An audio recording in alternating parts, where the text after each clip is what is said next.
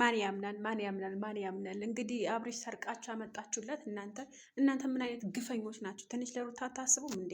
ሰላም ጤና ይስጥልኝ። የሌላ ግሮሰል ቤተሰቦች እስኪ ሰብስክራይብ አድርጉኝ ውዶቼ። ሰብስክራይብ ስትገቡ ሰብስክራይብ ማድረግ ወይ ደውሉን ምልክት መጫን እኮ ነው የሚጠበቅባችሁ። ከዛ በላይ እኮ አላስቸግራችሁም። እንግዲህ ሄርሜላ አብርሽ ጠልፈው አመጡላት ትላላችሁ። እንግዲህ አብርሽ ጠልፈው አመጡላት እንደዚህ ችርስ እየተባባሉ ኧረ ተው ለሩታ አዝኑላት እናንተ።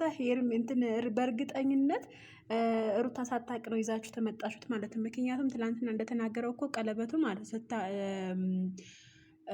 ሩታ አብርሃም ዳኒ ቤት እንደተናገረው ቀለበቱ ለምንድን ነው ያወለቅከው ብሎ ሲጠይቀው እኔ ከሩታ ጋር የምትኖር ከሆነ ቀለበቱ አውልቅላት ወይም ደግሞ የእሷ ምንም የሚያደርገው ነገር የለም ብለውኝ ነው ያወለቅኩት ብሎ ነበረ ማለት ነው። በእርግጠኝነት አብርሽ ስትለው ወይዬ የኔ ወለላ ወዬ እኔ ፍቅር ማለት ነበረበት አብርሃም። ያው እንግዲህ ወዬ ብሏታል።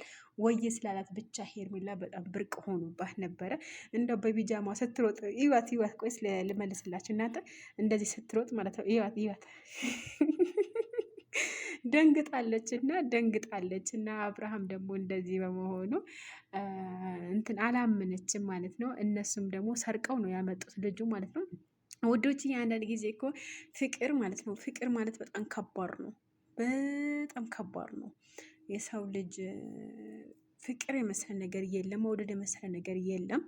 ግን በዛ አለመታደል ውስጥ ሆኖ የሰው ክፋት፣ የሰው ሸረኝነት አንዳንድ ሰዎች አሉና በጣም ነው የሚከብደውና በጣም ነው የገረመኝና የሚል ሮጣ አብርሃም ስታቅፈው የሆዷ ልጅ ራሱ አልታያትም እና አብርሃም ነው የታያት እና ትላንትና ቀለበት አውልቆባት ዛሬ ደግሞ እንደዚህ አንቅፋው እንደዚህ የኔ ፍቅር የኔ ወለላ የኔ ምናምን በቃ እዚህ ቀን ማን ነው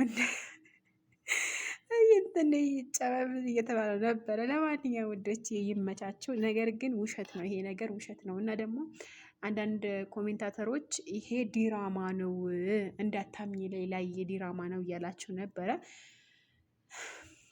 ዲራማ መሆኑ እኔ እንጃ። ዲራማ አይሆንም። ለምን መሰላችሁ ወዶችዬ? አብርሃም ተንበርክኮ ቀለበት አድርጓላት እንደዚህ ውድሻለሁ እንደዚህ ያፈቅርሻለሁ ያላት ልጅ እንደዚህ በዚህ ያክል ደረጃ ሆስፒታል እስከ መግባት ድረስ ደርሳለች ሄርሜላ ማለት ነው። ይሄ ማወቅ አለባችሁ።